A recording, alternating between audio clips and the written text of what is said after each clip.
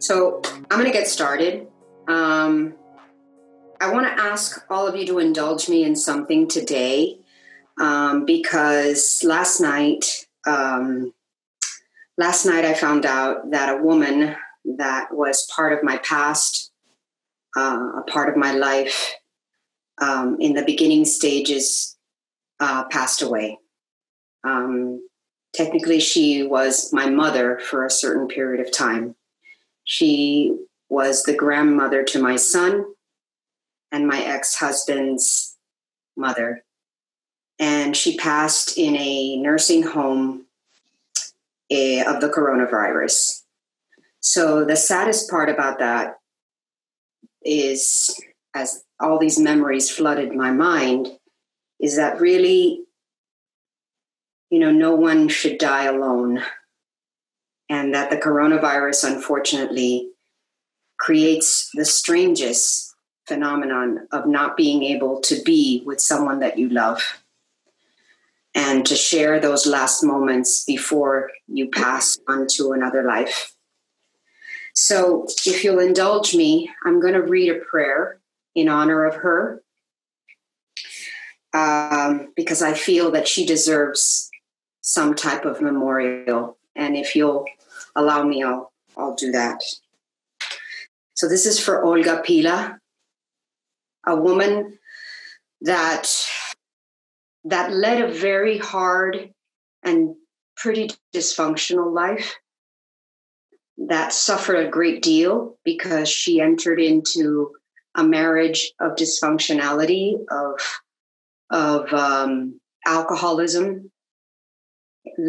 And unfortunately, that lineage and ancestry, which we've talked about a little bit on this forum, led her to have children that also had issues, which in turn, her grandchildren also had issues.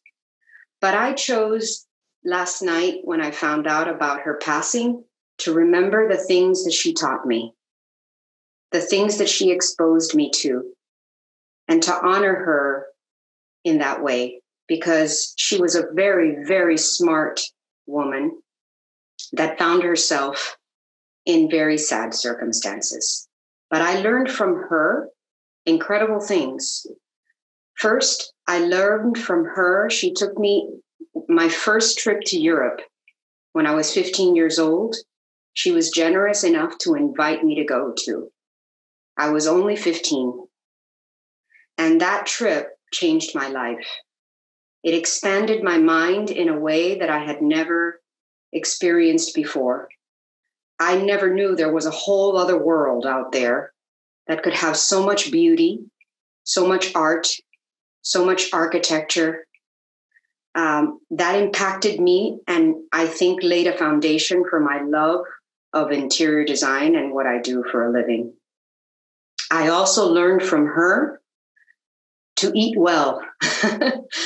She was an amazing foodie.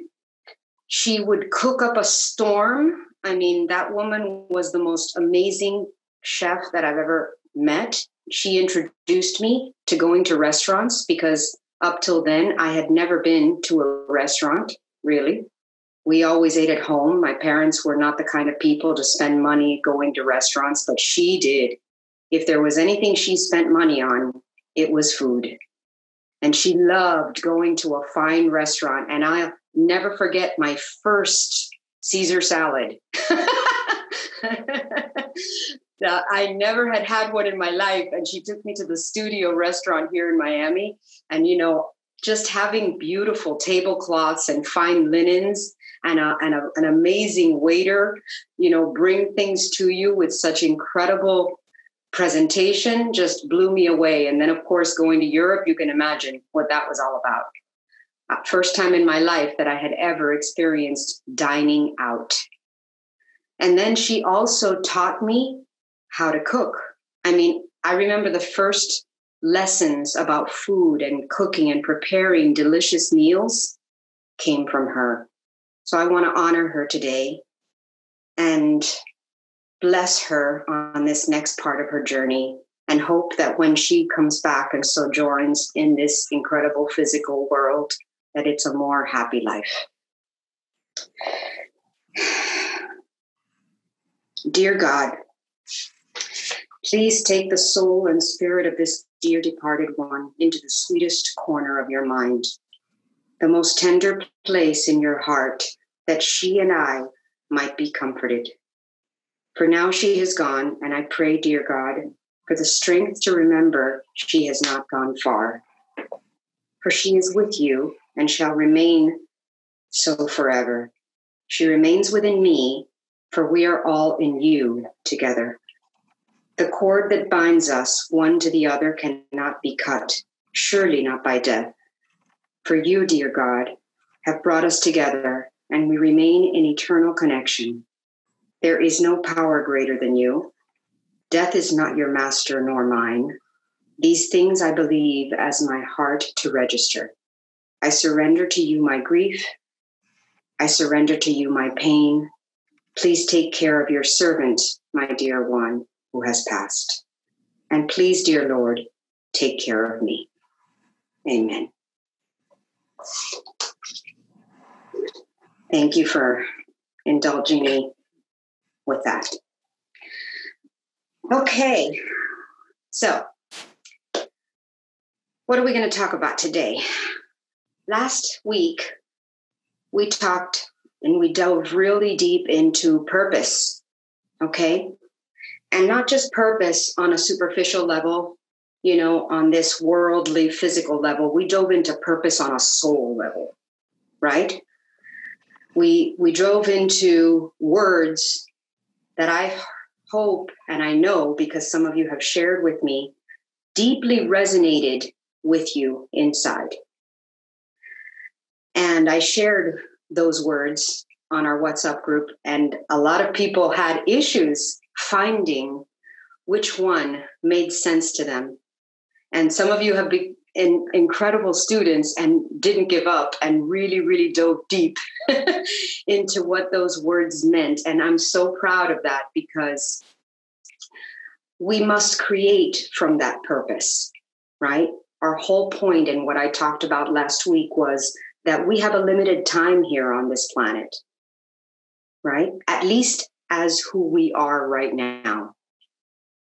We came with special gifts, with special talents, with special abilities, but most importantly, we came on a mission to be on our purpose. That is what really, really allows us to travel through this journey that can be so challenging at times with tremendous passion. And it's passion and inspiration that moves us along. Without it, we don't have anything. And in fact, the death of my ex-mother-in-law proved that to me, because in reality, even though her physical death occurred last night, her death was really already 10 years in, at least, if not more. And this is what I talked about last week, that by the time that we hit the age of 50, if we have not discovered our purpose and we have not aligned with our purpose and understood what that mission is, we start to deteriorate and become disappointed with ourselves. So I'm so glad that all of you really took it seriously and started thinking about, who am I to be and what was I challenged to create before I got here into this physical form. So today, I also want to dive into something else, which to me is a very important foundational principle to unite with your purpose. And I'm going to share new words with you today. And I'm also going to share with you the importance of asking questions. Some of you know this tool because you used it to ask yourself questions regarding these words that I gave last week.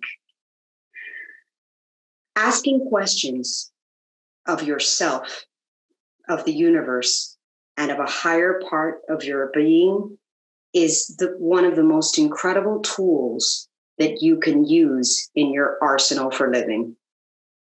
Okay? What do I mean by that? I mean that if we do not ask questions of ourselves and of our higher self, most importantly, we're not able to get the answers that we need to have clarity to move in the direction of our dreams. And that's what I want to talk about today. And there's some critical questions that I want you to ask yourselves. I will share those in just a moment. But before I do, I want you to understand values. Last week, I shared the mission statement that you all took down and wrote down, and creating a personal mission statement is almost like a prayer to the universe. Okay? It's like an affirmation. It's a declaration. What is a declaration? A declaration is a vocal intention that you project out into the universe. Okay? So when you intend with belief, with declaration, you put a thought and power of words out into the world that then reflects back towards you, right? So if those of you who have not had an opportunity to write a mission statement, like I taught you last week, Leslie, you weren't here with us last week, and Maribel, you weren't. Please make sure that you reach out to me or hear the recording and get your mission statement down on paper. The reason I'm saying and emphasizing this is because what we think, say, write down, we ferment, we in a way that is incredibly powerful. So if you haven't gotten that information, I will put it on. I actually afterwards realized that I hadn't put it on the WhatsApp. I only put the archetypes and all the other information, but I didn't put that mission statement cheat sheet. Let's call it a cheat sheet on there. Okay? I did listen to the recording, but I didn't listen to it till last night. So that is something that I'm going to work on, and it actually made good conversation with Fernando and I. So thank you for that. Okay, good. I am glad. So today I'm going to talk about values, because having a mission statement as well as having your core values written down is also incredibly important, because those things kind of cement together. Okay. So first we establish our underlying theme for this life, right? And again, remember that it's not permanent. It can change. It can evolve like mine did. Mine evolved from creation to teaching, right? So it can go through different stages throughout your life, okay? But it has to resonate from within.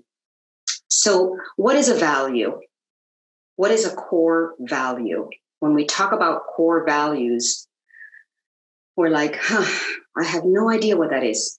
That's what, at least when it was introduced to my thought process, I didn't understand what that was because no one had ever taught me. So a value, they're very much a personal philosophy and ethic. And then our ethics are societal. Okay, just like I spoke before about the difference between spirit and soul, right? Remember, I spoke that the spirit is part of the quantum field, the consciousness, but that the soul is your own individual journey through it. Values and ethics are very similar. Ethics. I'm sorry, can you repeat that again? Personal, like the definition of what it is? Okay, yes. The difference between values and ethics are that values are very much a personal thing. It's your personal values. And I'll give you the definition of value because I think it's extremely important. And then ethics are societal. So ethics are kind of like things the society and community believe is as a whole, right? But values are our own individual personal thing. Okay? So values are the basic beliefs that an individual thinks to be true. You get that? Every individual has a set of values through which he looks at all things and into the world. So when I speak of core values, and I'm going to share a list of words after this call that you can pick from, just like I did last time, because it's kind of hard to just grab them out of the ethos and bring them into who we are, right? It's really challenging without the words. We need those cheat sheets. So I'm going to share the cheat sheets. But for me, when I've done this exercise, I came down to 3 core values that are part of who I am. And they have been my North Star for the past 8 years. Okay? For me, my personal values guide me. And the number one personal value that I chose for my core values, and what you're going to do in this exercise is after I share this list of words, which is very long because I can't read it to you. It's as big as the one that I shared with you before about purpose. Okay? You're going to pick 3 to 5 words that you believe are your values, are your core values. Okay? And remember, values are the basic beliefs that an individual thinks to be true. So for me, my first core value became authenticity. To be authentic became my core value because without it, I felt lost. I felt like I was living somebody else's life. To be authentic for me was understanding how to behave within every situation that occurred in my life. That became my first core value. My second core value is spirituality. For me, connecting with spirit every day, every moment, and being and feeling connected is incredibly important. It is another North Star for me. And number 3, my third core value, going from the top list, you try to put them in order of priority, right? Is wisdom. Now, wisdom is something that I want to also talk about because there's a big difference.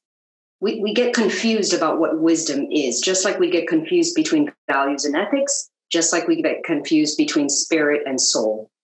Okay? Wisdom is knowledge applied. So we live in a society in which we are constantly bombarded with knowledge, right? Information, data, information, lots and lots and lots of information comes into the brain constantly, right? But if we do not take this knowledge and apply it, we do not get to wisdom, right? So to me, wisdom is my third core value. Because for me, without wisdom, we cannot apply anything of the information that comes into the brain. And that goes back to the connection between the mind, the body, and the spirit. So think of knowledge as the mind, right? And think of wisdom as the heart. Okay? So whatever comes into the mind has to be channeled through and connected to the heart. It is our goal to bring the knowledge that I'm giving you today and that I've been giving you these last weeks, connect them to our heart. That's when they become of value to us, right? So when I analyzed this list of values, and I'm going to read a few to you so that you can get an idea of what I'm talking about.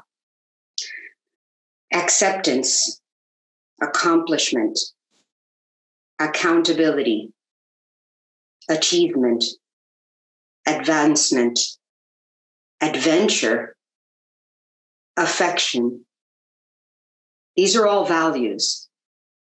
I'm not going to do the entire list, but out of that entire list, my 3 were authenticity, spirituality, and wisdom. And then I added 2 more that were part of what I believe is my truth. Remember last week we talked about our own truth? Okay. So what is your truth becomes your core value. And if those things are aligned with your purpose, man, you are soaring like an eagle. So joy for me is another very deep value. Joy is different than happiness, which I mentioned in a previous session. To me, joy represents all kinds of other words like adventure, fun, right? Excitement, passion. If I had to take all those words, I could roll them in to the word joy for me. So joy is another one of my core values because I believe that we all deserve to live our life in joy. That's who I am. Now, happiness is a different thing.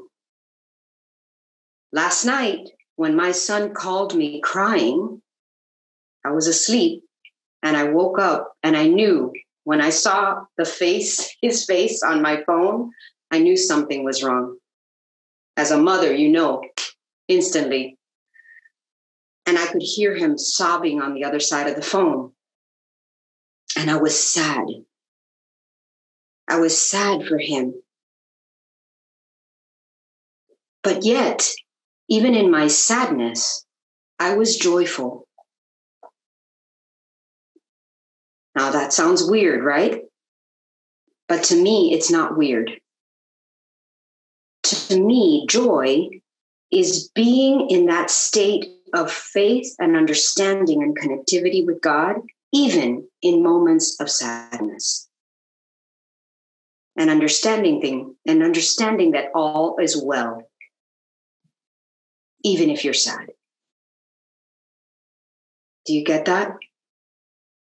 So even though I was tearing up for him and understanding that he was going through a sad moment, I was also joyful to know that this woman had brought certain things to my life that had been purposeful, right?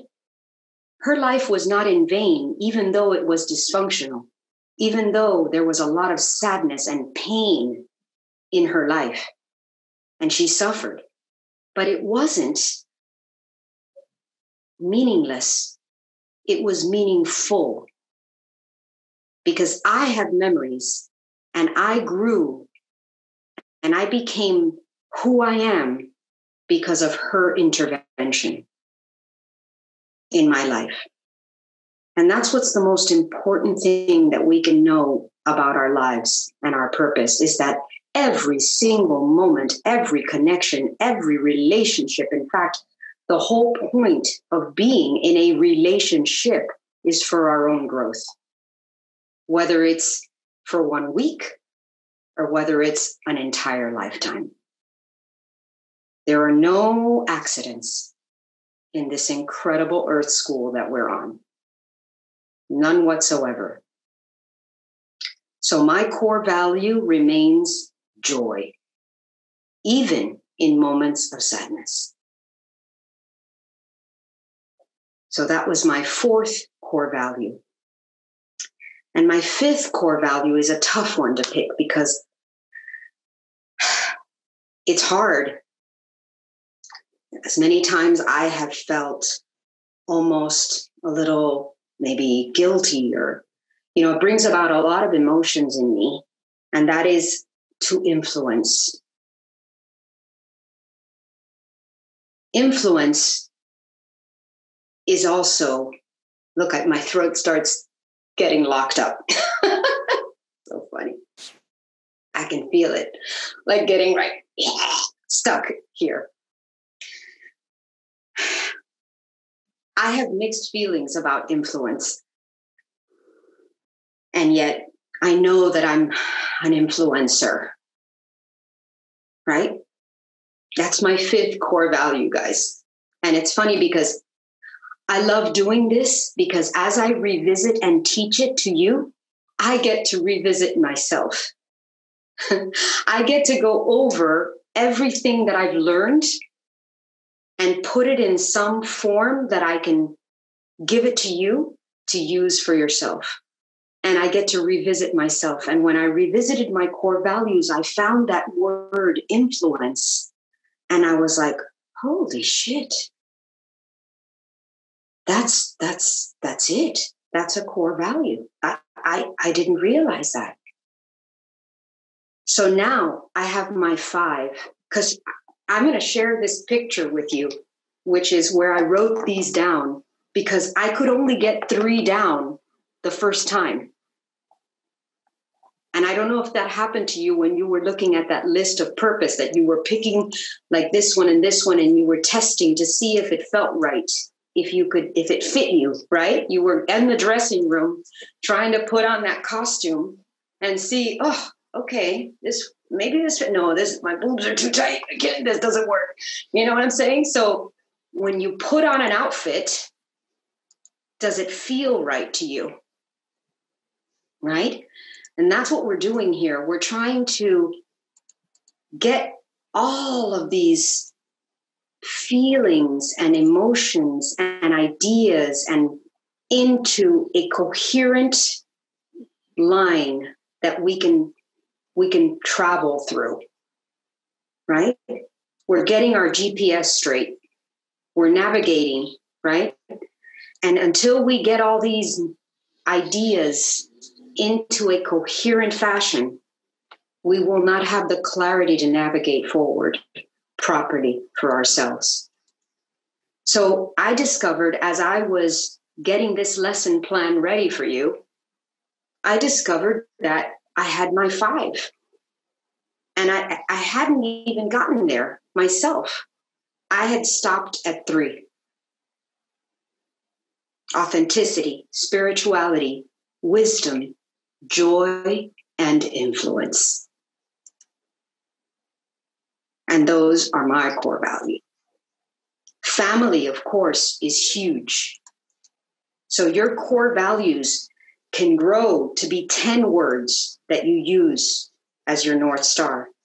So I would be remiss if I didn't tell you that family was a huge core value for me. It probably is for you as well, right? It's probably one of the biggest. But like I've always said on this call, if you don't fill your cup first, how can you give it away? So my 5 are about me, my first 5. And if you can tell, if you think about influencer or influence, that's already jumping into the line of community, right? That's already kind of like, okay, this is beyond me. This is for others and in service of others. So that brings me to some key questions. Remember, I talked to you about this lesson was going to be about asking questions, okay? And the power of asking questions.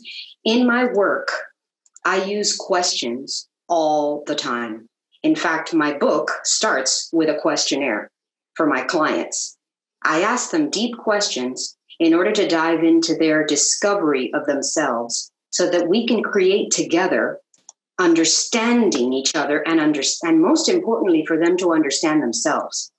Because I can tell you, as an interior designer, if I do not know my client and they do not know themselves, the ride is a disaster. It's a disaster. You have to know yourself first, but how do I get to know you if you don't know you? So I ask a lot of questions, right? And one of my first questions is, how do you want to feel in your spaces. And I ask them to give me emotional words that represent that. How do I want to feel? And when I get to those emotional words and I write them down, that's our North Star for the entire journey. Sometimes they'll tell me, I want to feel relaxed. I want to feel stimulated. I want to feel excited. I want to feel comfortable. I want to feel at home and joyful. And I use those words like we are using our core values to guide us. Okay, and I tell them specifically, don't tell me about style. I don't want to hear one thing about style. I don't want to hear about color. I don't want to hear about, Art Deco or modern or traditional. I don't want to hear any word that has to do with style. I want to hear an emotional word. That's what I want. I want an emotional word from you. And when we get there, then we're going to start creating. So the reason I'm using this idea is because everything has to revolve around that question that you ask of yourself. So as you dove into your purpose last week and recognized the core theme, I hope the core theme that's underlying your life at this moment, one of the main questions you need to ask yourself is it true? Is it true? Sometimes you need to expand that and ask, is it true for me now? Because we may be dreaming about something that feels like it's out of reach. So it's not true right this minute, but it's true for me right now. In other words, like when I said the word influence and influencer, my throat felt a little tight. I almost couldn't say it to you guys. I almost couldn't confess it, right? Because influencers today have oh boy, this is interesting for me to talk to you about. In my heart, I have always come from that place of authenticity, right? So in today's world, in social media, the word influencer can have a lot of, to me, negative connotations in the back of my mind. I don't know how to explain it, but I see from your nodding that you're getting it, right? I don't want to be an influencer like that. You get me? I want to be an influencer like this, what I'm doing right now, right? So even when I say that I'm an influencer, I have a hard time saying it because it goes against my authenticity. You get me? Like they start crashing. My authentic self says, this is who I am, and I'm not going to act like anybody else to be an influencer, right? So those two have to be in line and coherent in order for me to be able to move forward, right? So I'm always checking myself. Am I being authentic? Is this who I really am? When I come and speak to you, am I being true to myself? And that's what you have to ask yourselves too. Is it true? So for example, when you tell yourself, and this happens to us a lot, when you tell yourself, oh my God, I'm just not good at organizing, I don't know how to get my life organized. Stop right there and say, is this true? Is it true? And you can say, no, it's true for right now, but not forever. If it's something that you really want. Because we have been conditioned to say all kinds of things that are negative to ourselves. And they become barriers for us to be able to move forward with our dreams. So that question, I want you to keep it top of mind. And I want you to use it this coming week often. When you find yourself having a thought, you need to ask yourself, is this true? So for me, when I say the word, I am an influencer, and saying it powerfully, like I am, that's another key thing to say. I am, what am I? I am an influencer. I can add the word, I am an authentic influencer. And now I feel so much better. Now I feel like, yes, this is good. This is true.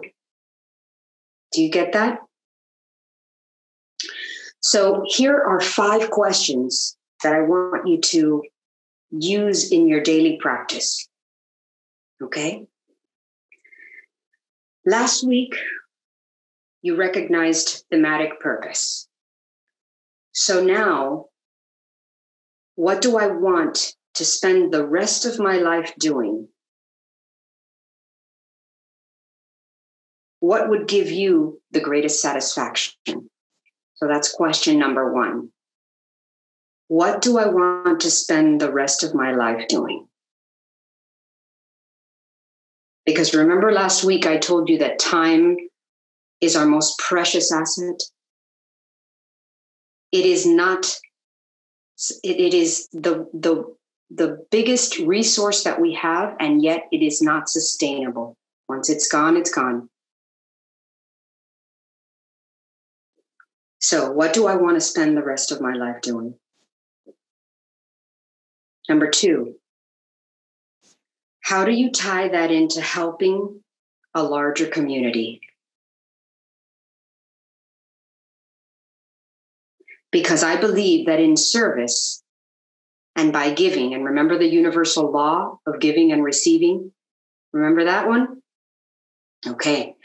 The more we give, the more we receive. It comes full circle, right? So whatever we do in our life needs to be also in service. Now, it doesn't have to be in service of the world. It could be in service of one person. It could be in service of an animal. It doesn't have to be in service on this grand scale. It's just in service. You get me? Then number 3, what are the thoughts and beliefs or barriers that are holding you back?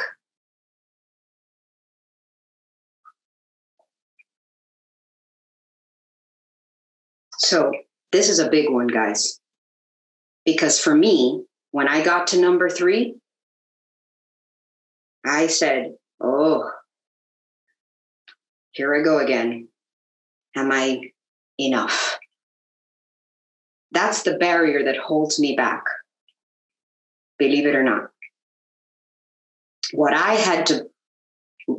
the resistance that I got on the other end of that question was my old beliefs that say I'm not good enough. And believe it or not, that came from the traumas of my abusive relationships. Okay? The trauma of my abusive relationships caused me to believe somewhere back there, really deep, that I'm not good enough. And a lot of people, and a lot of women especially, we carry this burden. A lot of our ancestry pushes the belief and conditioning that we're not good enough. This is deeply rooted, guys. This is like deep, deep, deep shit. This is the kind of stuff we carry from way back, that we're not good enough. So I don't know about you, but that was my biggest barrier. And sometimes it leads to self-sabotage. Like when we don't think we're good enough, we'd rather quit something that we would love to do because we're afraid that we might succeed, that we might be good enough. And that, I believe, is one of the deepest wounds that we have in our feminine DNA. Okay? So that was mine. And I'm still working on it, guys. Don't think that this is not like ongoing. This is all the time. So when I ask that question, what are the thoughts, beliefs, and barriers that are holding you back? Answer that question very thoughtfully. Okay? And then I want to throw in a beautiful affirmation that I love from Louise Hay, because one of her most important affirmations is so simple, and yet we forget it. I'm going to borrow it because it helps me to overcome when I feel that I'm not good enough. I say, I approve of myself. I approve of myself. I approve of myself. It's such a simple term, right? I challenge you to write it on a mirror. Whatever mirror you look at in the morning, take one of those dry erase markers and put on there, I approve of myself. And read it over and over, because it helps. Because it changes the thought pattern that you're not good enough. So what's number 4? So number 4 is, what would you change your perception about this barrier? Now, I'm going to stop at the word perception, because as you know, perception is reality. Whatever you perceive something to be is what you believe it to be as your reality, as your truth. So if you were able to change your perception around something, around that barrier that is holding you back, what would it be? How would you cross that bridge of belief to break through and be who you're supposed to be? B, can you pose that question again? Yes. What would you change your perception? What perceptions and beliefs would you change in order to break through this barrier? So for me, I shared mine. My perception that I'm not good enough changes to I approve of myself. You get me? That's me. And this is reflected in my life many, many, many times, because there's been so many times in my life that I've had huge dreams, been so close to breaking through on a big level. Like I'm talking, having my furniture collections purchased by major manufacturers so that I can receive royalties. I mean, exposing my collections to the world, big time stuff, being on TV. I was on TV before celebrities that were on HGTV were on TV. Okay. I was invited to be on TV years ahead of time, which is kind of this pattern that I've had my entire life. I'm always like 10 years ahead of the game. And then by the time that the 10 years go by, it's like, hey, wait a minute, I did that 10 years ago. What happened? So that has been my patterning. And I've recognized that pattern is because of that little thing in the back of my subconscious that says I'm not good enough, that I have to be somebody else. Those things didn't come to major fruition because I still have that little lump in my throat every time I think I'm an influencer. And until I resolve that, you don't break through. And I'm sharing my deepest issues, because the most important thing is for you to understand that we're all on this this journey of recognizing what our deepest issues are. That's the whole purpose that we're here. And purging them and letting them go. It's when we do that that we break free and we find our joy.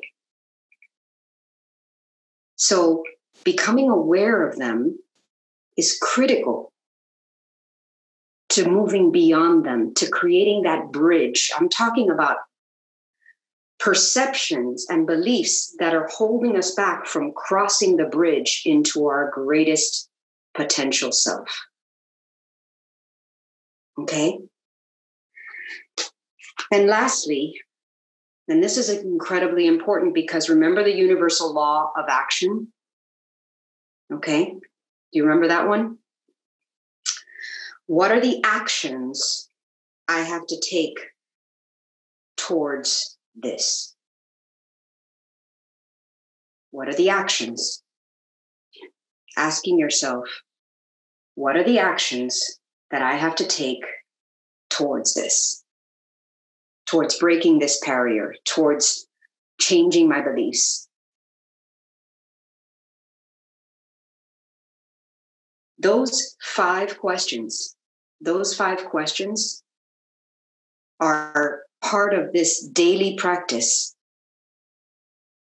that allows you to get on purpose, that allows you to move forward into the world in a way that is empowered, with clarity. Because now you have aligned the thematic person you are, that you came into this world to be, and you've aligned it with your core values that you've selected, your personal positive belief systems that are going to become the mission of your life. And then you can decide what you want to do with it.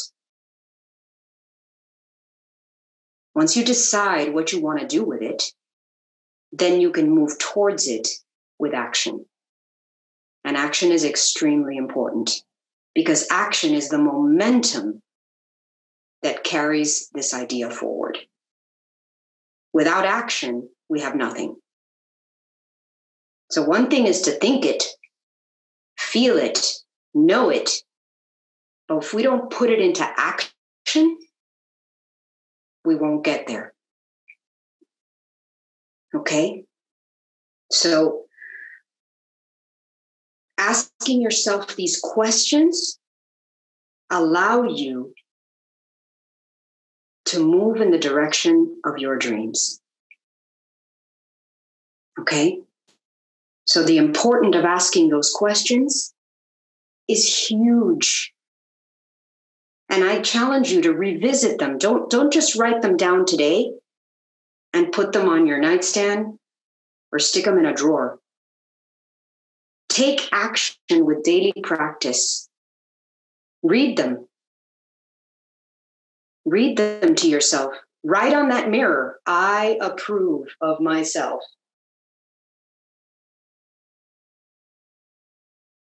Because we need practice. Okay, what is a yoga practice, right? What is a meditation practice? Practice is doing something over and over and over and over and over again until it becomes a habit. And this is how we build positive habits. If we don't build positive habits, we cannot replace negative habits, which we all have. We all have them. You know? The things that I have chosen to do in my life that keep me on a positive practice have become a routine that daily I go through. And this new one that I'm doing right now, sharing these ideas with you, is incredible. This has changed my life, because in getting ready to speak to you about something like this, I get to review and revisit all of the knowledge that I have put into wisdom.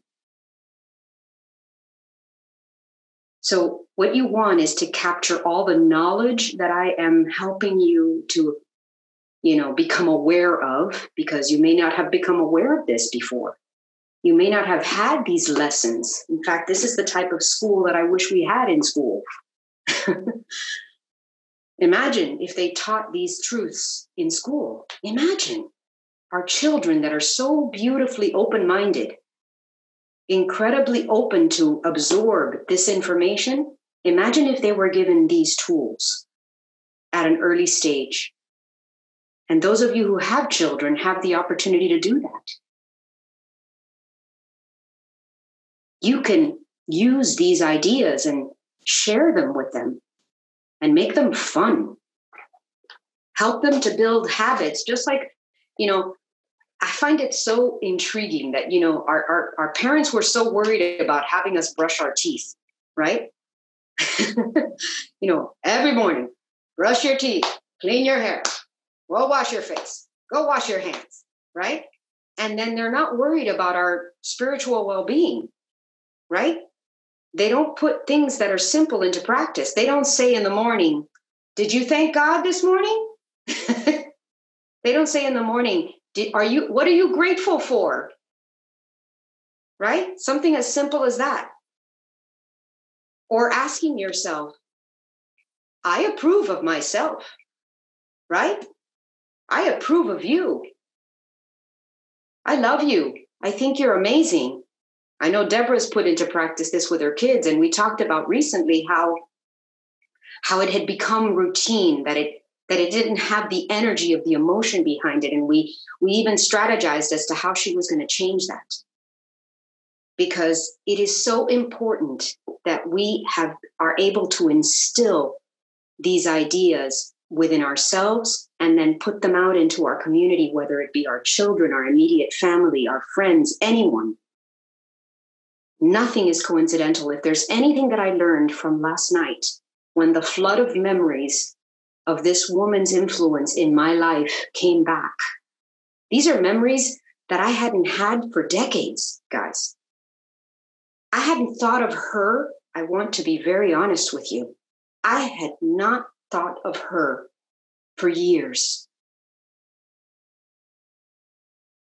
My ex-mother-in-law. And when I started thinking about her, all of these beautiful memories flooded back. All the things that she taught me that I didn't know, and that today are very valuable to me. They're part of my core being. I really believe that her exposing me to Europe at that early age, which I would have never been able to do, her exposing me to going to a fine restaurant, delicious food, all of these things have become so precious to me today. I know how to set a table. No, there's things that are simple little things that we do, and we wonder, where did this come from? At least I do. I think about it all the time. Who taught me that? I remember Maribel when Emma came over to the house, and I was about to set the table for dinner. Emma, at that age, I don't remember how old she was, maybe like 7 or 8. She was a young girl. And I remember setting the table, with placemats and napkins and, the cutlery and, flowers on the table and candles. And she was fascinated. She was like, oh my God, I've never done this before. She was so excited to help me set the table, right? And that ritual of setting the table like that is something that I wondered, where did I learn that? Where did I get that? And it brings so much joy to my life because, those of you who have come and had dinner at my house, you get a good meal, but you also get some beauty as well. Because to me, beauty is incredibly important in life.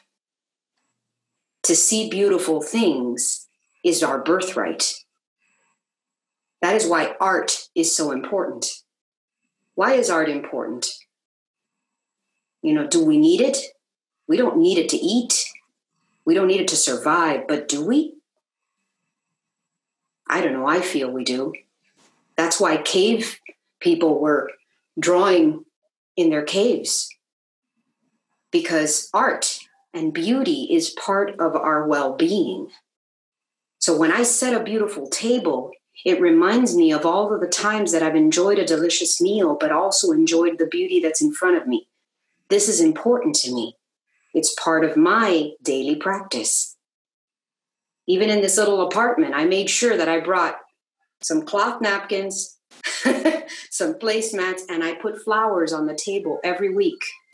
Why? Because those are part of my values, bringing beauty to the world. So I challenge you to think about these core values. What is it that makes a difference in your life? I'm going to share the words, of course, after this, because I think it's important to have a cheat sheet. And I want you to find your daily practice. Read this back to yourselves. Ask yourselves questions so that you can establish a daily practice that is completely on purpose. It makes a huge difference to have the clarity to apply knowledge to wisdom. So if you're able to take this knowledge and put it into practice and put it into action, it becomes wisdom and becomes habitual. And it doesn't leave you. It doesn't go away. It stays. Because how you do anything is how you do everything. Remember that. How you do anything is how you do everything.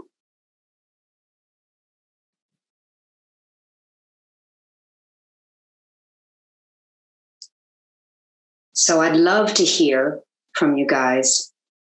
Does anybody have a mission statement they want to share? Tatiana, I loved your post. Thank you so much for sharing that with us. That I loved shaman, by the way. I could see you as shaman. Yeah, I could see you as healer. I definitely feel those two. Well, thank you for sharing your story about your ex-mother-in-law. I think that's beautiful, especially how you handled it. Even before you said anything, I wanted to say, I do see purpose in her life, through you and the legacy that she left behind through you. So thank you for sharing that. Yeah, it was an eye-opener last night. I was almost asleep and a call came in and I was like, wow.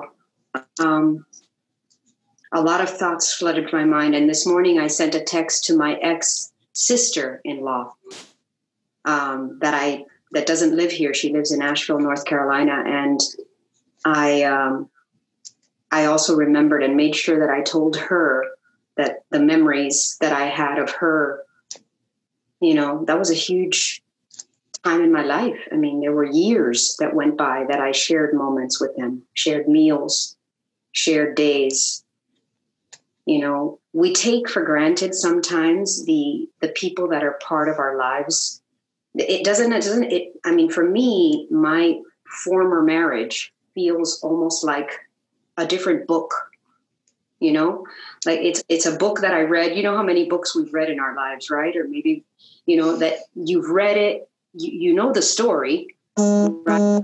Can't remember, almost like a movie, right? Same thing as a movie. How many times have you not seen a movie that you saw like 2 decades ago and you see it again and you're like, oh man, I remember that story, but now I saw things that I didn't see then. I can tell you that today, I'm so happy to be able to bless those moments that were hard. They were hard. I can tell you, living in a dysfunctional family is one of the most challenging things in a life. You know, and I had a conversation this morning with my husband about the past and the people in our past, because he was married before, I was married before, and we all had exes, ex-mother-in-laws, ex-sister-in-laws, ex this, ex that, right? And we X them out, right? We X them, but in reality, we don't X them at all. They're part ingrained inside of us. You know, those memories are still there, living and breathing. And we get to choose how we view them. We get to choose whether we can focus on the traumas or what made them X's to begin with, or we can integrate them and integrate those feelings as positive growth lessons for our relationship. We grow through relationships. We all do. Every single relationship in our lives is a growth experience. That's why we attract them in the first place. Because we need them. We need them to expand and to learn the difference between, in other words, to discern what we want for ourselves. Every single relationship that we have is a discernment possibility. We get to look at them, experience them, and feel them, and understand them and use them for our own wisdom through contrast. So I can tell you, I learned a great deal. And that's the conversation I had with my husband. And I said to myself, wow, what is the new generation going to be like? I was reading this morning about the 3 generations and how each of them interact with social media, right? The millennials, the Gen X, which is where I am, and the baby boomers. And it was such a cute article about how each of them, what's their favorite social media, you know, for the millennials, you know, they don't even think about going on Facebook. They want Instagram because it's instant, right? Facebook is more for the Gen X. And then for the baby boomers, they're like, they like Facebook a little bit, but, you know, and it literally gave the statistics of how each generation relates to social media. What I found fascinating was I was thinking about my mother-in-law and her generation, right? And how conditioned and unaware they were. That she never found her way out of a dysfunctional relationship, right? She didn't get out of that box. She never changed her thought patterns, her beliefs, and her broke through the barriers that I did. I was able to break through the barriers. I was able to cross the bridge of my beliefs. Okay? She wasn't. She stayed stuck. So I honored her this morning because I feel she deserves to be honored, because that generation felt stuck, but we're not stuck. Aren't we blessed? And then I think about the new generation, like my daughter and my daughter's daughters now, and I think they're going to be even less stuck than me. Because I can tell you something. My daughter is 29. She's not even finished with her 3rd decade, and she is already 20 years advanced from me. She is where I am only beginning to be now. Why? Because her belief system is not shut down. It's open-minded, and it's even more expansive than I was. And I'm thinking to myself, wow, what are those 2 little girls going to be like? How are their minds going to be expanded? How much bigger are they going to be? how much more compassion and open-heartedness are they going to have? What kind of world are they going to live in? That's what I see. And I honored that last generation, like my husband's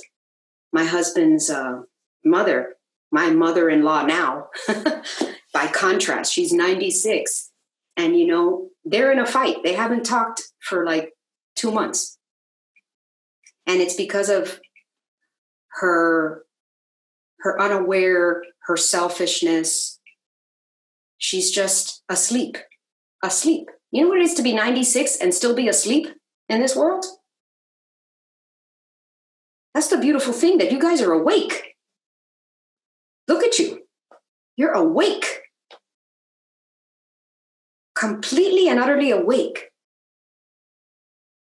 I want to be awake. And I told my husband this morning, I hope that I get, whenever the end of my life is, I want to be on purpose still. The moment that I'm not productive, that I am no longer serving, I want to be out of here. And that's what I want to make sure that I'm able to do for myself. And that's why these daily practices of being conscious, of waking up to your potentiality, of understanding your emotions, is so important. I can't stress it enough. Because definitely you don't want to get to that place in your life where it's over and you're like, what was this for? Even though I honor what I learned from her in this life today. Because even though she might have felt helpless, because I can tell you that the energy of her life was disempowered. Okay? The energy of her life was disempowered. She never made it out of a dysfunctional relationship with her husband. He still died an alcoholic. Okay? She became a hoarder. You know, the kind that you see on those TV shows? Like that. To the point that she ended up in a nursing home because she couldn't take care of herself anymore. You know, that makes me sad, but it also makes me aware that we have a choice. And we can change our thoughts and we can break through barriers if we are just given the tools and the assistance to do it. So her story doesn't go down in vain. It's just something to think about so that we can make a difference for ourselves.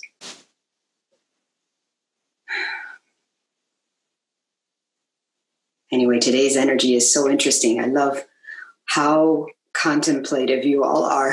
I must have downloaded some heavy shit. Anybody want to share anything with me? Any revelations? Well, I'll share something. Or Leslie, do you want to go first? It's okay, Mish. You can go.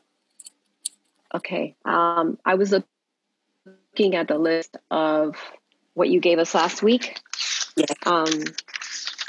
Of the list of the like leader, communicator, and all of that. Mm-hmm. And there was one that wasn't on there that I kind of created for myself, which is instead of it being of like, hold on, I'm trying to compare. Let me see where I wrote it down. I wrote igniter because I like to ignite. My influence of health and fitness and the fact that you have to change to self-love, it became a thought that, wait a minute, I am an igniter. It may not be on that list of what we looked through, but it's still a word that portrays that, you know. So I came up with igniter, teacher. Definitely I'm a teacher. I'm always teaching. Leader and connector, because I love to connect people all the time. You know, like this one can help that one and that one can help this one. And it makes me very happy to do that. You know, to give that, oh, guess what? I know somebody who could help you with that. Here's that person. And that person connects. And then they have a relationship. So anyway, that's what I will. I love the word ignite. I'm going to have to add that to the. I love igniter. That's fantastic. Yeah, because I use it. Exactly. It's sort of like sparking a plug that you plugged in all of a sudden and said, oh, that's right. Thank you for bringing that to my attention. You know? Yes. I could totally see it as an igniter, Meech, and I love that. And let me tell you, that list, like the list that I'm going to share with you today after this class is just a reference. Like, I invite you to do the same thing. Look for your own word. I mean, that word, there may be a word that's close on that list to something you think it is, but then it's not. I think, Florinda, you had a similar experience, right? Share what you went through. Well, week for sure. I couldn't pick my word. There was no way that I could pick a word.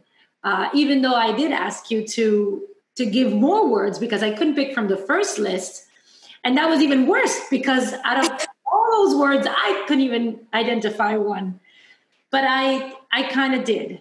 I had to kind of understand more the meaning of certain ones. And actually, I did more even yesterday. I start like Googling what that word means as an archetype versus what you know as a caregiver, for example. Right? If you tell me caregiver, I would say, hell no, I'm not a caregiver. But then I told you I'm more of a giver. But then when I started studying what a caregiver is in an archetype, then it makes more sense. To me, definitely one of the words is caregiver. But I also did some more research yesterday. And I think that pilgrim / seeker is also something that I am really interested in. Goosebumps. I like that. Pilgrim because, even though I feel that I'm very rooted, I'm also not. In the sense that I quite often, as you know. Yes, you're not. Myself, I don't know, maybe 8 times in 12 years. So I kind of like changing. You travel around. Yeah. But I do have a goal in mind. And actually, I did find this that I want to share. Hold on. Let me see if I can just quickly. What did I do? I took a screenshot. Okay, wait. So the pilgrim seeker is fueled by a certainty that something more awaits just beyond the horizon. Ooh. Hence the importance for me to always see a sunset, see the horizon. I like it. It's something that it does talk to me. The seeker's quest is to follow the light, knowing that it always leads to life. So I really resonated with this one. Like for me, this was an important one, definitely for me. So seeker, pilgrim, and definitely a giver. I am a giver, no matter. Yes, you are. Many different ways. It's not, it's in many ways. So well, it's funny. I have to share a little anecdote about Florinda. I've been with Florinda shopping, going to places and things. We spent a lot of time together. This girl, okay, we will go to a store and she's going to get something for herself, right? We will come out of that store and the last thing she got was something for herself. The only thing she does is she'll be around in the store and she'll say, oh, that's perfect for my cousin, such and such. Oh, this is perfect for my friend. And she'll get it because she enjoys more buying something for someone else than she would ever get buying for herself. So when out of the list, when we analyzed it, the only thing that came close was caregiver. But if you take the word care off and you just put giver, it resonated. Yeah. And it's the funniest thing to watch. Like we will spend 3 hours in a store and she went with the intention of buying something for herself, but she ends up leaving with 10 bags that are for others. That's just the way she is. And it's funny but I can totally see you as a pilgrim. Yeah. Or as a seeker as well. Yeah. Anybody else had any words that really, really resonated? I'd love to hear. Deb, did you get yours? Well, you called me during the week, so we went over it. But I'll share.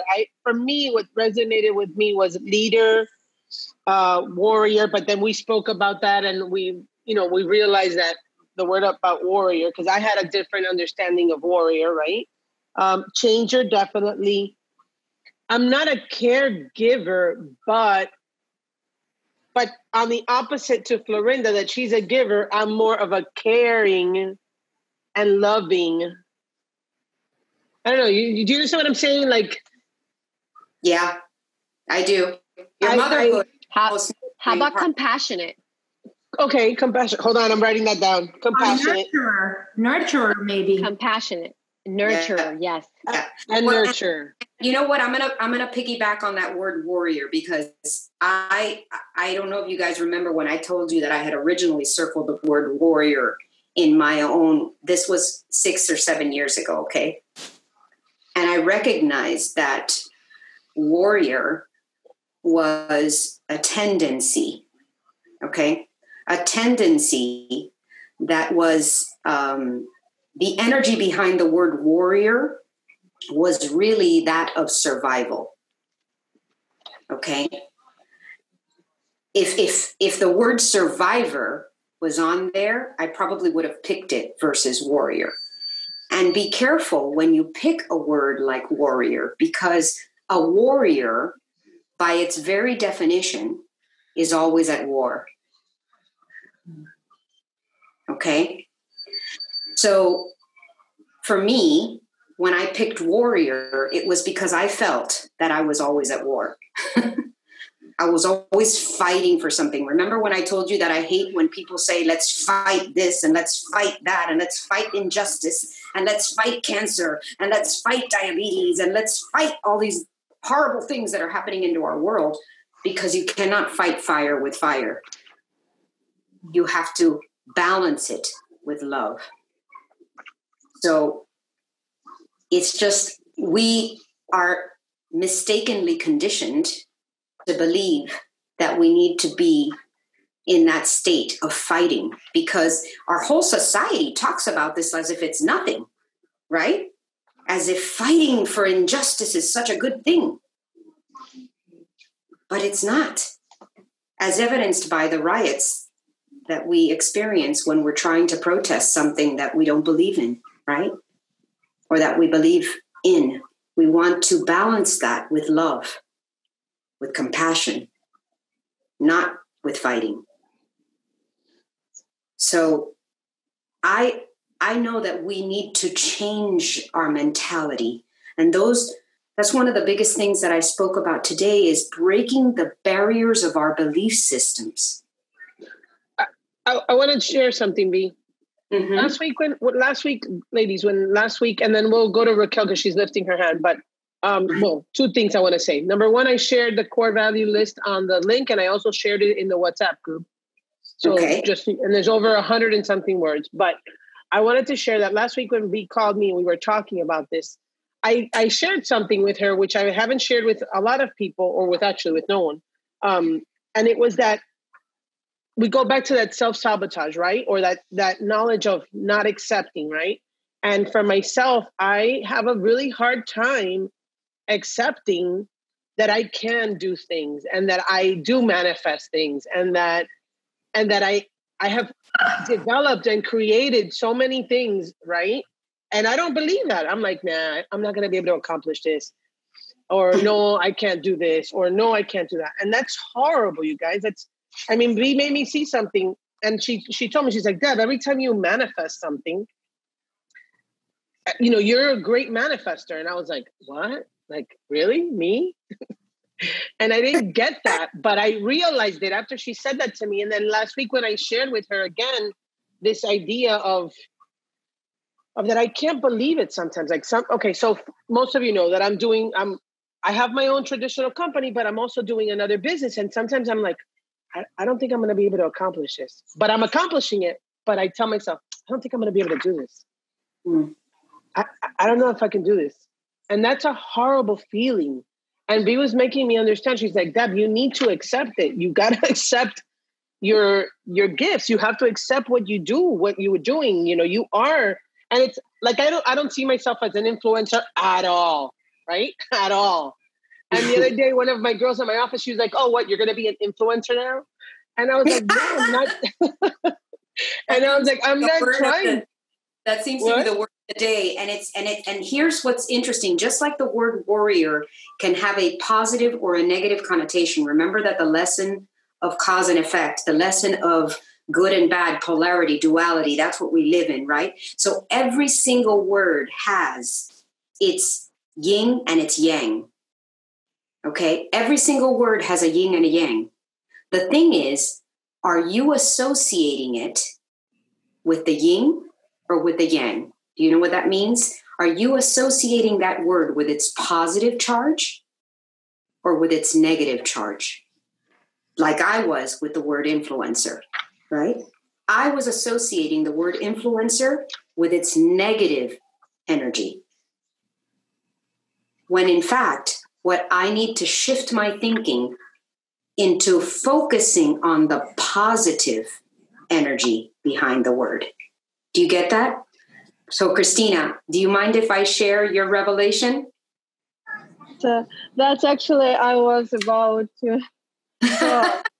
Would you share yours? Yes, and it's also brought a lot of controversy and to this topic which you talked about today. So I was actually one of those who just digged it. As soon as I got this assignment, I was spent 2 hours of finding out who am I, because that was my already 2-month search of my life purpose, and that was perfect. And with the first list that HB sent, nothing resonated with me. And there were some couple words like connector and communicator, which I didn't consider myself good one. Like you said, an example right now, a lot of you also didn't feel what actually you are, the right. So, and then when we said the second time, when I started to read down and I read the last one, and it was witch. And everything became clear to me, but it was terrifying. And it was I had a headache before that. The whole being was screaming, how can you not see what you are? Because I have a lot of science around me, my favorite numbers, 13, I like crystals, I like stones, I love nature. I cannot harm anyone. I cannot even do boxing because I kind of have a refusal of harming someone. And now it all makes sense to me. But when I got this message that it's a witch, because it has the witch, I'm terrified of horror movies and of witches, of ghosts and stuff, because I had a lot of mystical experience in my life. And I just no, it's bad. I cannot be that. And then I said, okay, but it feels right, and it feels free. I'm free. Finally, I found it, and I knew that it's it. So I started to look at this up. And Bee just said that apparently it's true, everything has good things and bad things. So witch is not only this bad witch, which do only bad stuff, because which I'm not capable of. It's also a Wicca, who the one and most rule is do as you will, but harm none. It's kind of a wow. And then that resonates with me also. I think it's like a knife. You can make a salad and feed people, or you can have a knife and kill person, and it's kind of magic to me. So anyway, and so I'm a little bit nervous, because I'm a little bit still in shock, and to talk to real people with different belief system, with current I thought that witch is it's terrifying, it's scary. So as much as I am that, and my mission is I create magic on earth for the highest evolution of whole that is, and for the highest evolution of everything this godness. Or repeat your beautiful mission. Yeah, I create magic on earth for the highest evolution of whole that is, not all that is, because all that is implies to each that is whole, the whole thing, the whole raising, like the whole planet beingness, like universe, the whole liveliness of each moment. So like the big picture. Yeah. That's so, but I have, I'm sorry, but I want to have one more question. I have one more question. So that's what brought me to. So even though I feel authentic with myself, I feel I want to do that. And I want to learn from that. And I started to read books. But I was talking to my husband, and thankfully he's like an atheist and stuff. So he's an atheist. Yes. I mean, thankfully he doesn't, like, he's not afraid of that things.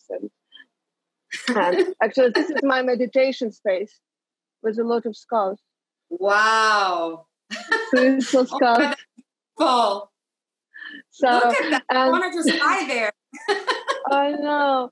So, and I feel good about it. I'm not afraid of skulls, but I'm afraid of terms witch, because it implies evil, bad, and all this bad stuff. So also, like, what my question is now, I know what I am, and I know I can bring a lot of goodness in this world. But when people find out that you do some magical magic or unknown, or like they call it witchcraft, even if you are weak or not, if people find out and see these skulls, my husband told, what if like people will see this skulls you're meditating in, even though it was before I find out that I need to do some magic and learn about like some creating something unknown. So like the social aspect, we live in the real world, and like it's a little bit terrifies me how to claim and be authentic and claim my true self without harming myself. Because well, that is where the core value comes in. I'm so glad you're bringing this up, because this is perfect. That is where the core value comes in. For me, actually, believe it or not, even though you are struggling with the negative connotations that our society puts upon that word, and that's very valid. It's a very valid point. The truth is that you cannot please everyone. That's going to be the challenge for you to live your truth and to be authentic. And maybe the challenge is actually to change the perception of that reality in this world. Maybe the magic that you have, Christina, is to bring light to the word that has been negatively connoted for eons. Because I shared with Christina that witches, or the word witch, was a manifested, conditioned word given to women. So this is really important, ladies. To women by the religious community, particularly Catholicism and Christianity, created the word witch as a negative connotation attached to demonic ideas, okay, in order to take away the power that a woman had naturally. Because women are the only thing that is capable of expanding the species. Without us, there is nothing. Okay? We are the ultimate vehicle for manifestation of creation. We are powerful beyond measure. And that's why we're so scary, because men can't do that alone, but they would like to. So what happened was, to take away our power, they gave us a negative connotation. They created the illusion that we are bad and we had to be disempowered.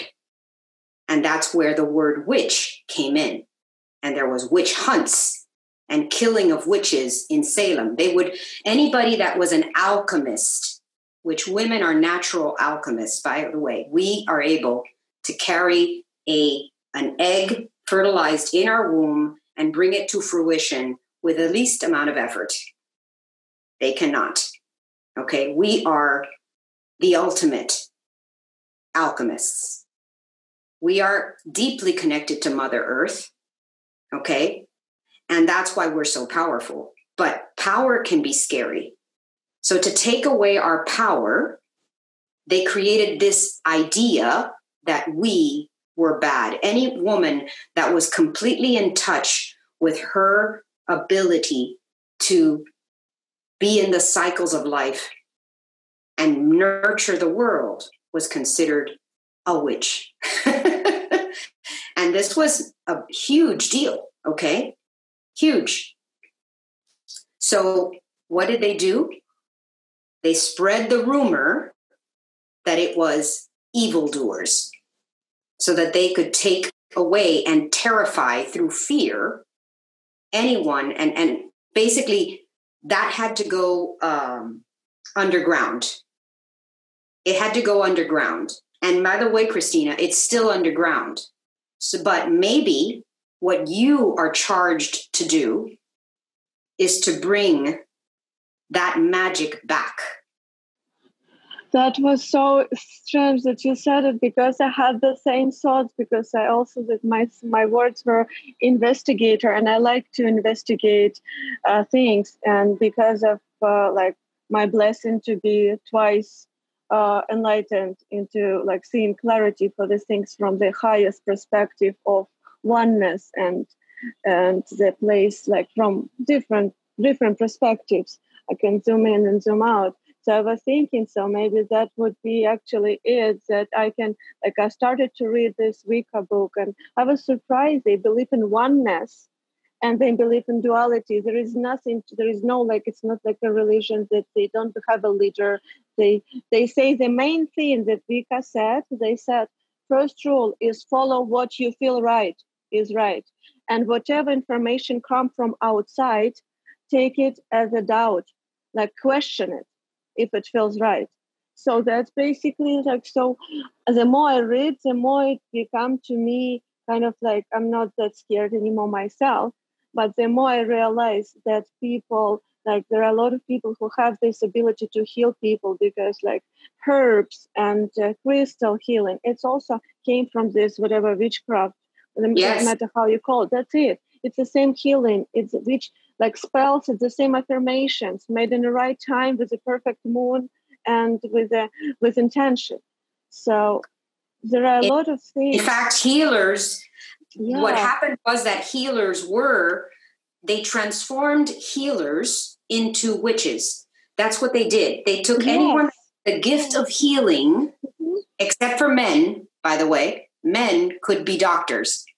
Women that were healers were witches. So that's what exactly the society did.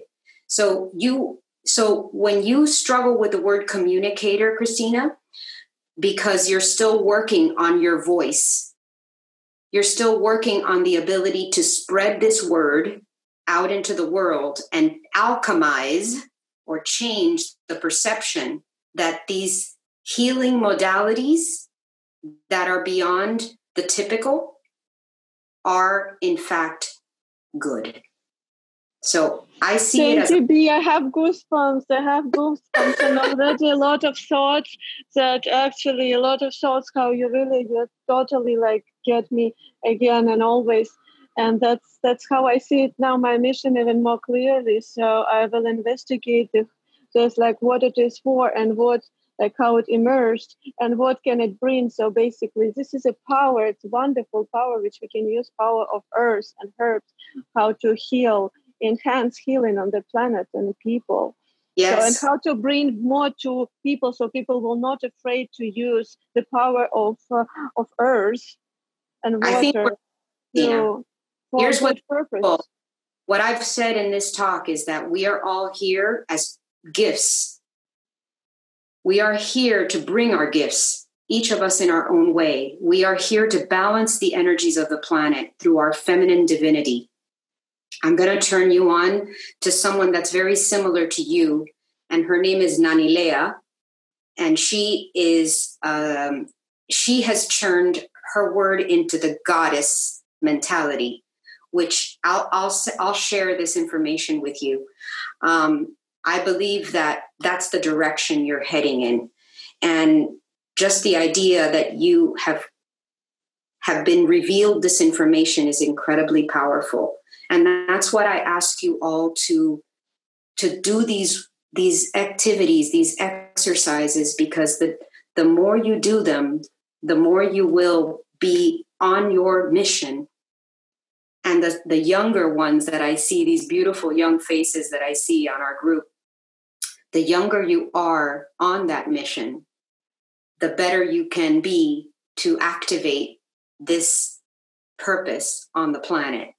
So for me, I'm still working on myself. I'm still working. It's funny, you shared with me, I was so blessed that you shared with me about the hair, and I was able to tell you about the hair, about my hair falling out. And now, guess what I'm doing, guys? This has become my new practice, because my hair started really falling out at the beginning of this year. And I was a little nervous, I have to say. I was like, what the hell is going on? Like, I mean, I'm talking like constantly, all my hair was falling out. And I was starting to get worried. I'm like, what is this, menopause? Is this like my thyroid? What the fuck is going on here? And I really was struggling with the hair. And then I started having dreams about different things with my hair, but like my hair being shaved off, going completely gray, being told to go gray. And I shared this with Christina and Florinda the other day. And I realized, oh my God, now I am blessing my hair. I am saying every hair that I see come off, I bless it. You know why? Because I just realized that it's a symbol. My hair, which is the crown of every woman's glory, right?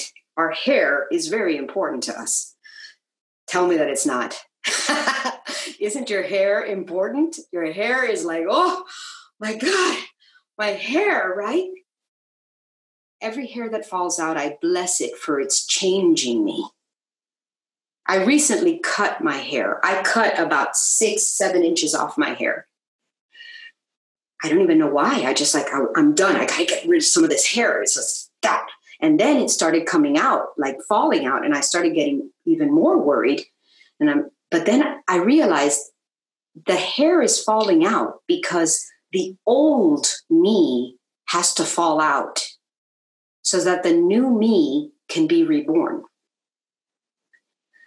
And the more I read about this, the more I realized I've got to stop being in fear of my own loss in order for the new growth to come through.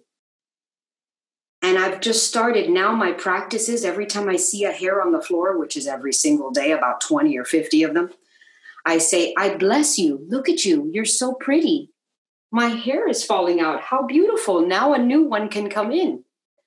So every hair that I am losing is a representation of the past, because a new hair will be coming out. Okay? So I am blessing my hair for falling out.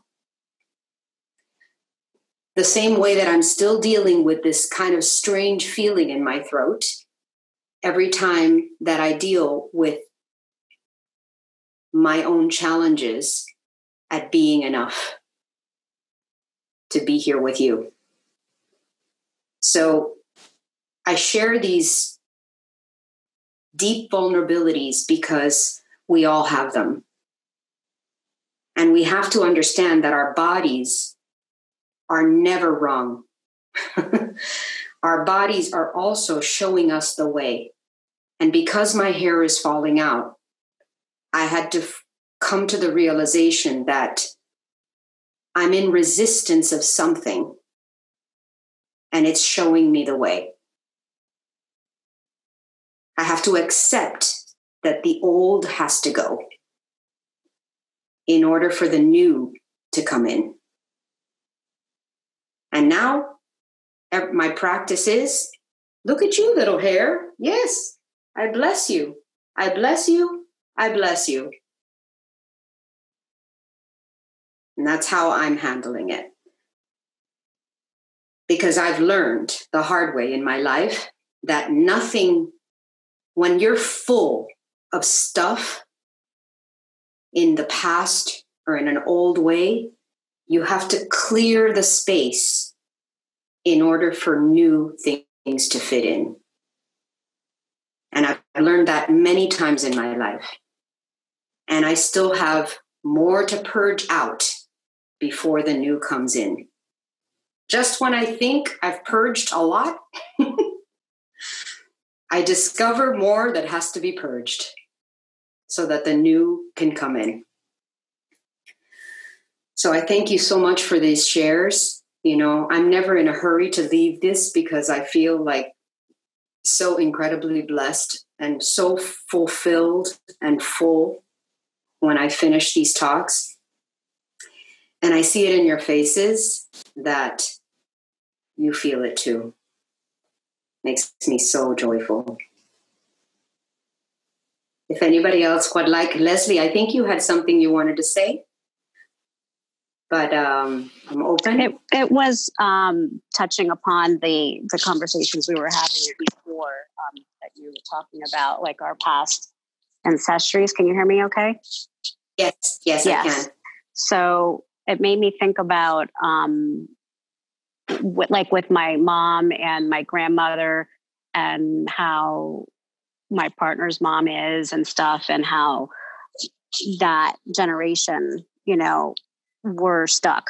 And I think about how it made me feel like with my mom, because she still to this day prays the rosary. And my grandmother was a praying mom, but they both had dealt with a lot of angry men in their life. And I was talking a lot about that with Fernando last night, because I would say that I felt like I still had a lot of anger in me. And he would say, well, why do you say that? Because I don't see you getting angry. And I said, well, because sometimes when we have conversations, sometimes I'll just get defensive right away, especially in this pandemic, especially that we've been stuck in the house. And for me, it's like he has health issues. And then he would get upset with me because I started going back out on job sites and asking me on a daily, did you wear a mask? Did you do this? And it started to feel like I had a father, you know, like where he was constantly questioning how I was, you know, going and doing my stuff. And so would just immediately get defensive. And it just made me think about like, why am I getting so defensive? And so I started having this mantra for myself saying that I'm going to seek to understand rather than to seek to be understood. And it's allowing me to be more open to others' feelings and things like that. But it just really, all of this is really bringing up questions for me, about my ancestries and how things were with my mom, and how in my household she was a workaholic, you know, and she constantly was working. And I find that she was that way because she didn't want to be home. So then I had to deal with my father, you know, and how his anger was. And it just really, so it's just interesting, all of these things. And I just wanted to touch upon when you were talking about your mother-in-law. And I think about too, like my mother-in-law is also a praying mother, and she talks about how she doesn't even like drive, you know, and stuff. And she was talking about when she goes back home, she lives in Colombia, and she's here with us actually, that she's going to find ways to go to her friend's house, even if her husband can't drive her. So I thought it was really cute that, you know, she made comments like that, you know, so she's on her own spiritual journey too. And so all of that stuff is just really intriguing to me. And I'm really excited to talk to my mom more about those kinds of things. Aren't we blessed at this moment in time to be so empowered as women? Mm. I mean, aren't we blessed? Just look a couple of generations back, guys. Just look a couple of generations back. How disempowered those women were. I feel so joyous that we are so blessed to be in this moment. And I look forward to the womanhood of the future. I really do. I can see already in like my hair falling out, right? Like my mother-in-law passing. That generation is leaving for the new to come. When Leah grows up, Deb, what is she going to be like? How empowered is she going to be? Right? Totally different. Hold on. Whoa. Wait.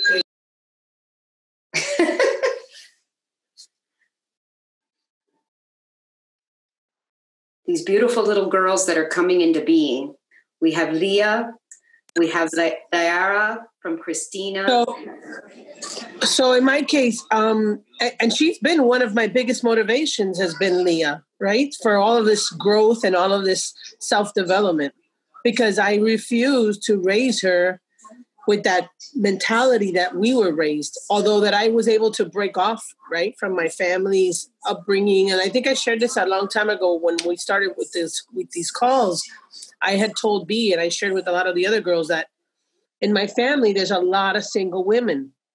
And a lot of women thought that that's okay.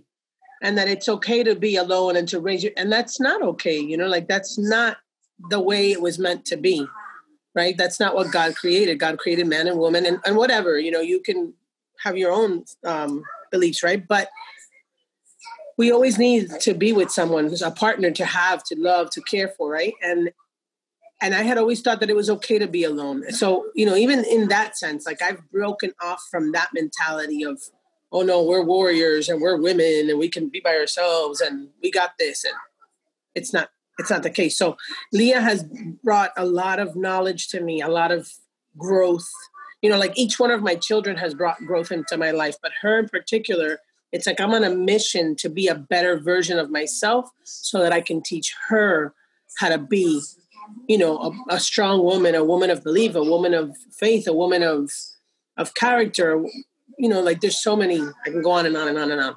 But yeah, I can't wait to see how she's going to develop with all of the information that I'm giving her that was never given to me. I'm excited to see what the new generation of women is going to bring to the table. And I hope that we do it with love and not fear. I hope that we do it with a nurturing heart, with compassion, and not with the feminism of the past, which was always, tinged with a defensive resistance attached to it. I really feel that that's the way of the future and that it's already coming into being. But we create our own realities, guys. So the more that we generate these thoughts of positivity and love and spread them out, the faster this momentum, this snowball will grow. It is. Raquel had a question because she had been raising her hand for a while. And okay. Raquel, please. Hi, everyone. It's just a question going back to the words from last week. I'm still trying to figure out what are the words that connect to me. But in terms of architect, what does rescuer mean? Rescuer. That's a good one. Rescuer. And I invite you to read the definition of the word because there's so many different connotations to it. Like I said, the positive and the negative. The rescuer is usually someone, think of stories that you've been told about people that rescue others, right? The knight in shining armor that comes and rescues the heroine or the hero, the person that dives into a situation to help others get out of negative things, right? The rescuer is usually that person. Actually, rescuer has more positive connotations in our society than negative. But the negative side of the rescuer is that it can be at your own self-sacrifice. What you want is to make sure that if you are a rescuer, that you're not self-sacrificing. Because like I said, the energy has to be balanced. You can't give what you don't have. So you want to replenish yourself in order to be the rescuer. Because if you rescue and rescue and rescue and rescue, the risk is that you will become resentful because you take out you have to put deposits into a bank in order to take money out, right?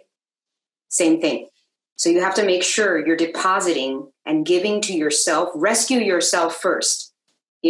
Put the oxygen mask on yourself before you put it on others.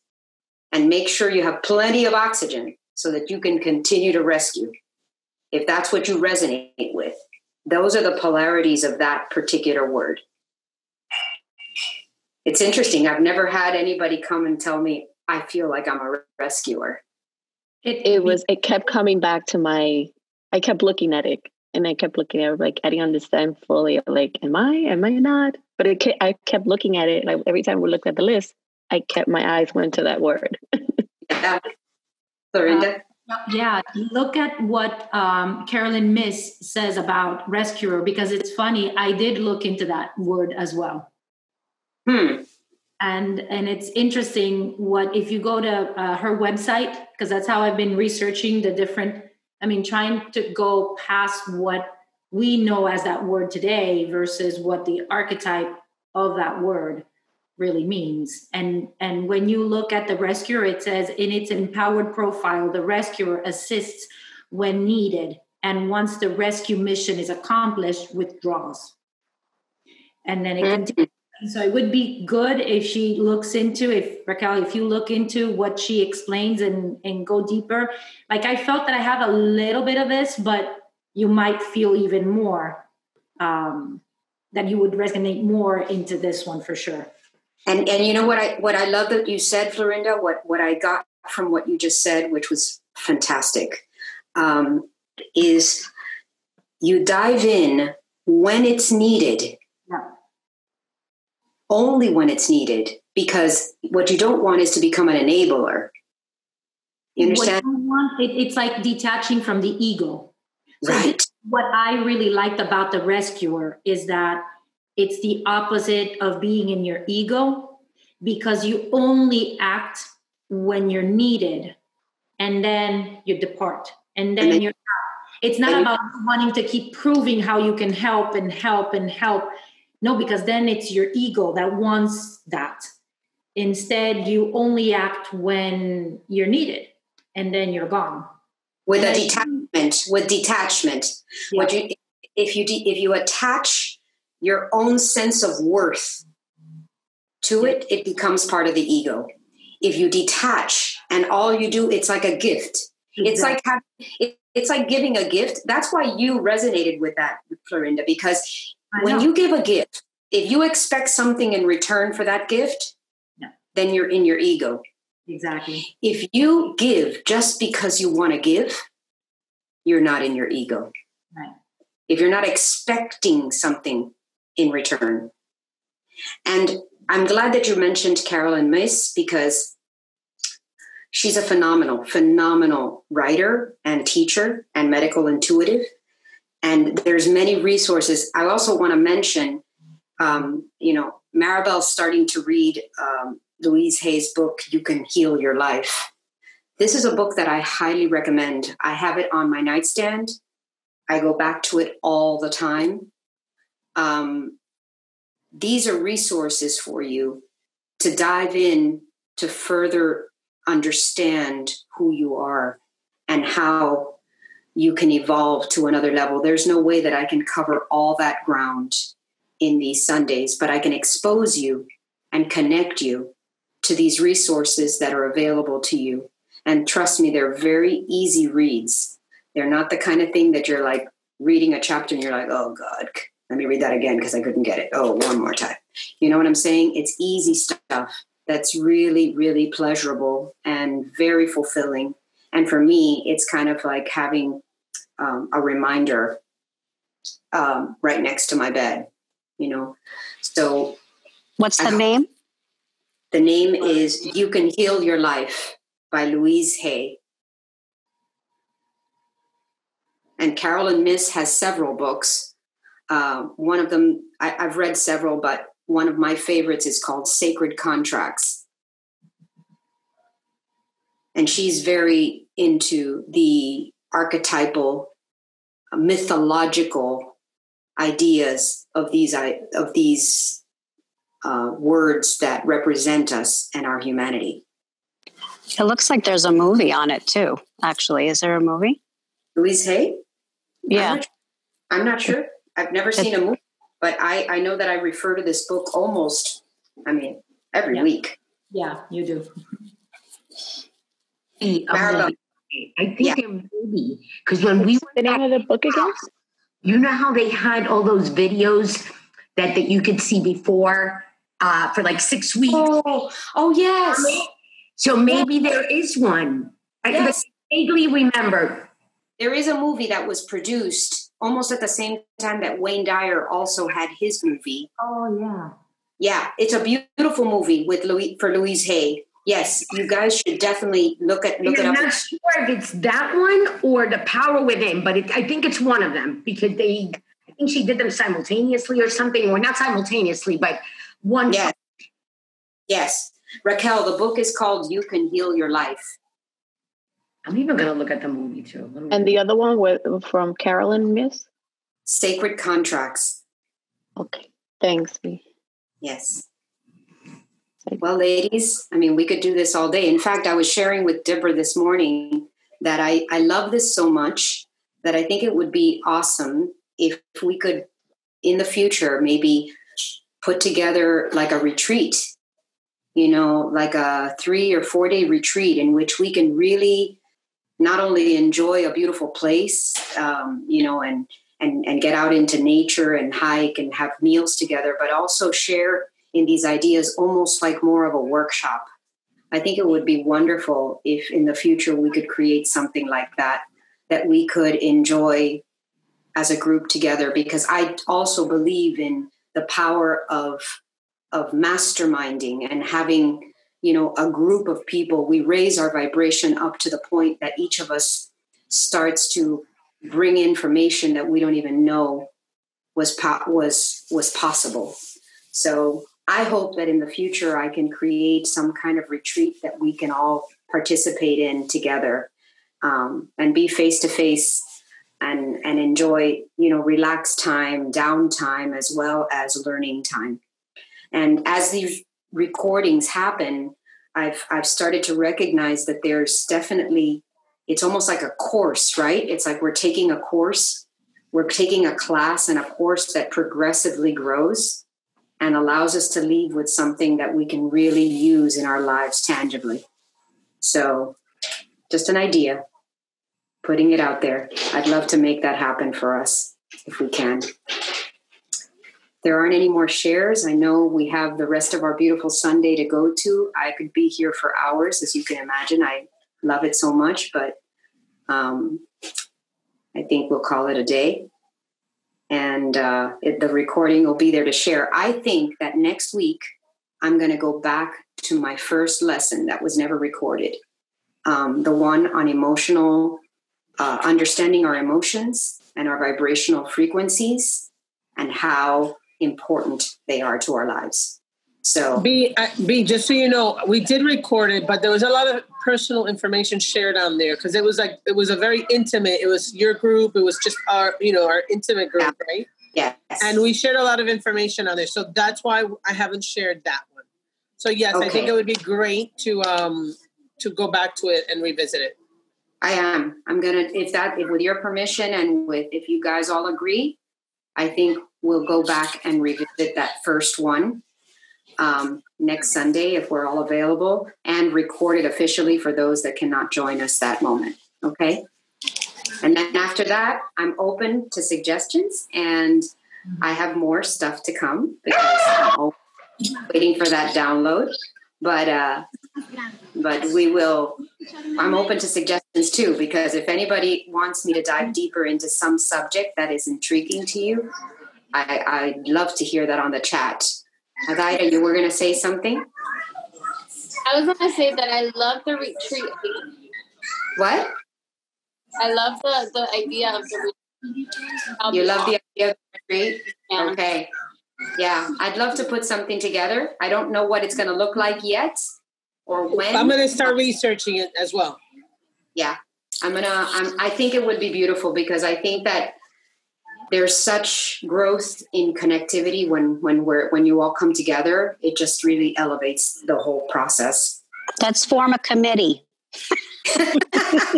Leslie, I love that. I love your organizational skills. So, Leslie, I'm going to reach out to you. Yes, beautiful. Okay, sounds good. Okay, ladies, we were thinking, I don't know, can you something like that. Love you guys. Thank you so much for joining me. Thank you, B. Thank you. Thank you, B. Have a great weekend, everybody. Thank you, Thank you so much. Thank you.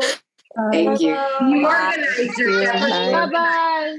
Bye. Bye. Bye, ladies. Bye, ladies. Bye, ladies. Bye.